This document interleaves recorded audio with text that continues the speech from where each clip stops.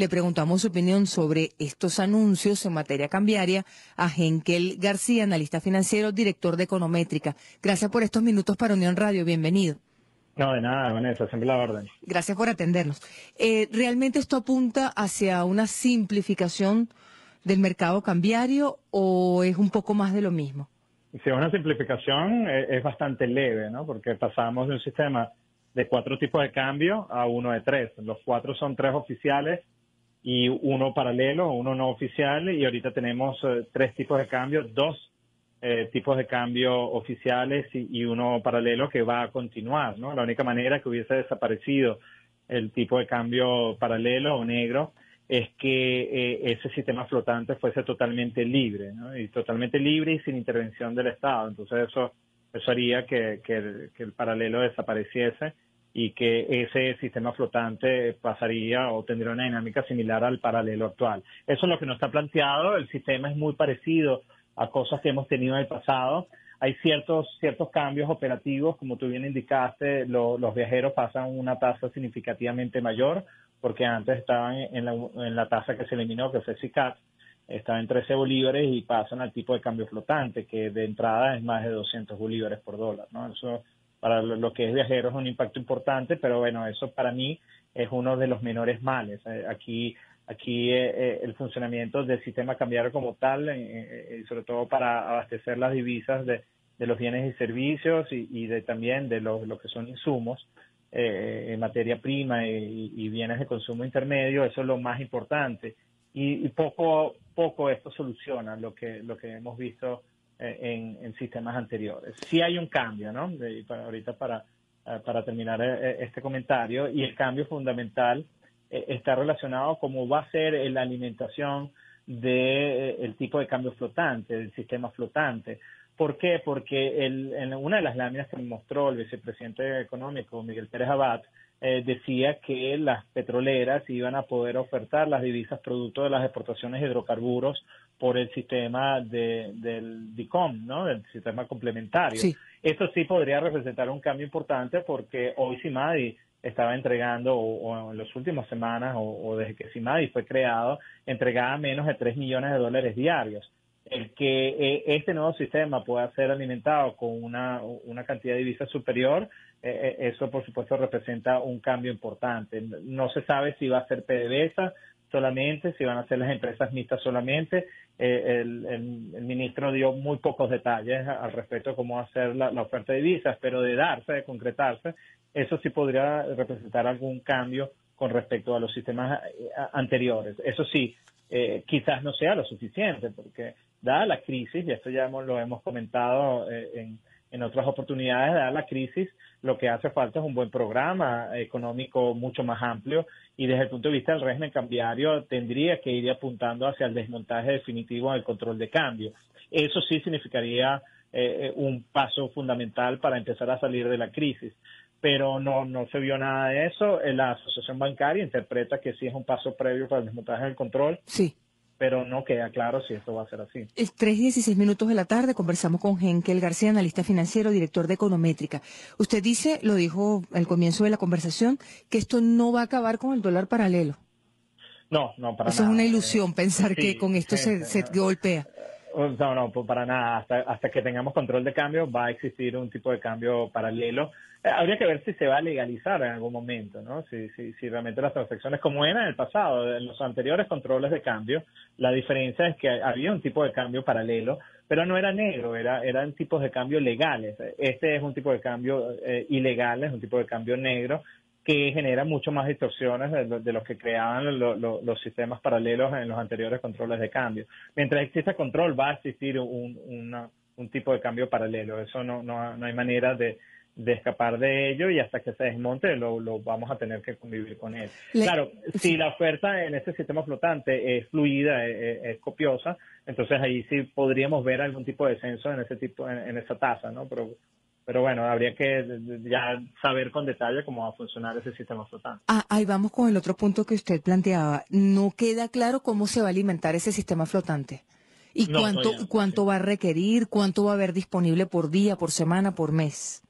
Sí, porque PDVSA como empresa, como la gran generadora de divisas, también tiene que entregar divisas a la parte de abajo, ¿no? A lo que es el tipo de cambio preferencial que fue denominado DIPRO, ¿no? Sí. Entonces, no, PDVSA no puede venderle al Banco Central de Venezuela al tipo de cambio DICOM y después el Banco Central entregar divisas por ese sistema un tipo de cambio más barato, porque eso representaría una pérdida cambiaria para el Banco Central de Venezuela difícil de soportar. Entonces, PDVSA tendría que ir a un esquema mixto donde parte de las divisas las vende por el sistema DIPRO y parte de las divisas por el sistema DICOM. Uno entiende que las empresas mixtas, casi por entero, van a ir por el tipo de cambio más alto, ¿no? Porque es el que más le beneficia. Pero nada de eso fue detallado. De hecho, el ministro dio muy pocas respuestas, había muchas dudas porque cuando preguntó si había dudas prácticamente todo el mundo Todas. contestó que sí, pero fueron muy pocas las preguntas contestadas.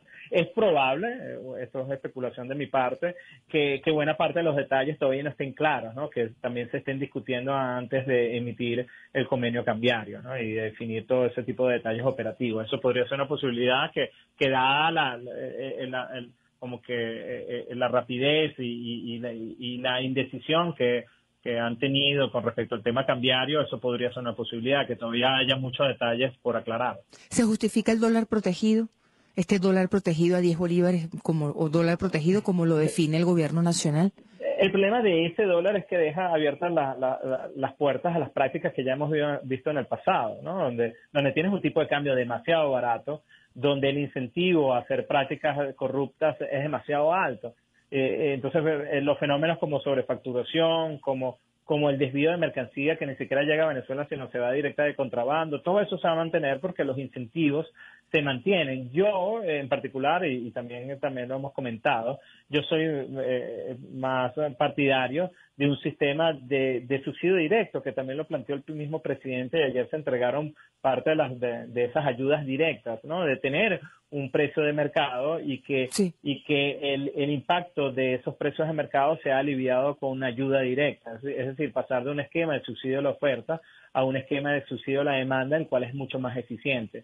Ese sería para mí el caso ideal y pareciera ser el consenso de otros economistas, de otros analistas y otros académicos. Entonces, sí, eso todavía creo que va a ser la salida, ¿no? El plan definitivo donde vamos a ir a transitar hacia un esquema de restitución de precios de mercado, tanto para la divisa como para los productos, los bienes y servicios de la economía, y que la ayuda sea a través de transferencia directa y temporal, ¿no? Hasta que el poder de compra del salario se recupere. Lo que sí ha quedado demostrado con los anteriores controles de cambio y sus desmontajes es que hay una pérdida de poder de compra del salario y una inflación muy alta en los periodos con control, y después tanto la inflación va cediendo y el poder de compra del salario se va recuperando una vez que se desmonten los controles o una vez que se desmontaron los controles. Ahora, eso es data pública que la gente puede constatar, ¿no? Lo que yo estoy afirmando en este por momento. lo que usted dice, la economía, es decir, no vamos a ver, sentir diferencias las ciudadanas y los ciudadanos en nuestra pequeña economía cotidiana con estos anuncios, No, salvo muy los poco. viajeros, obviamente, ¿no? Muy pocos porque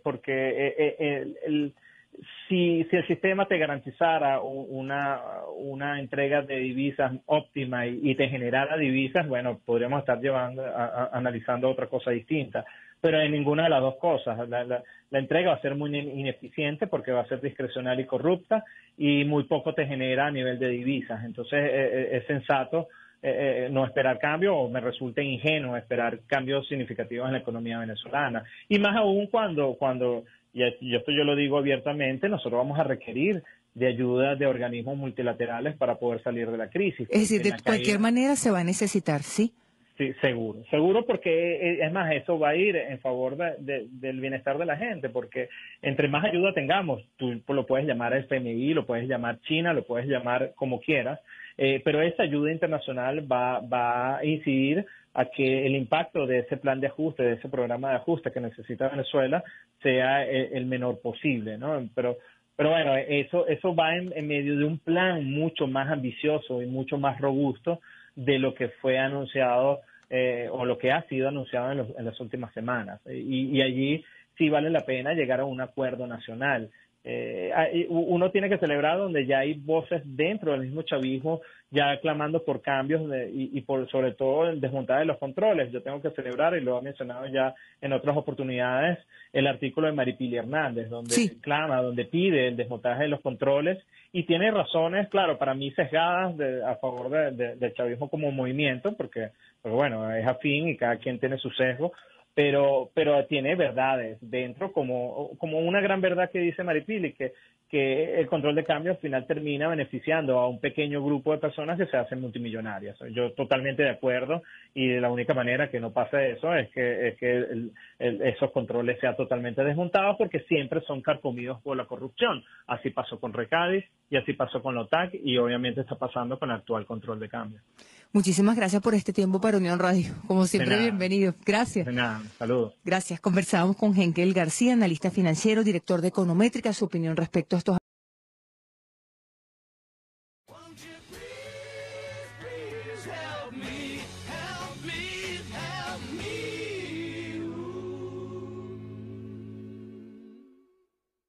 Que el paralelo desapareciese y que ese sistema flotante pasaría o tendría una dinámica similar al paralelo actual. Eso es lo que no está planteado. El sistema es muy parecido a cosas que hemos tenido en el pasado. Hay ciertos cambios operativos, como tú bien indicabas.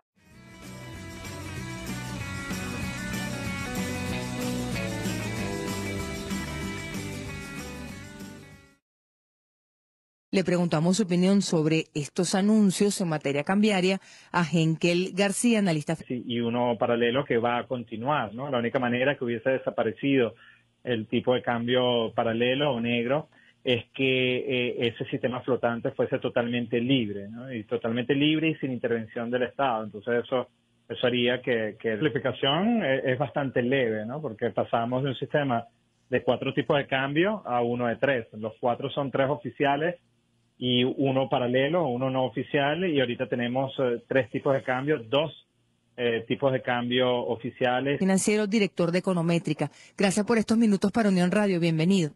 No, de nada, Vanessa, siempre la orden. Gracias por atendernos. ¿Realmente esto apunta hacia una simplificación del mercado cambiario o es un poco más de lo mismo? Si es una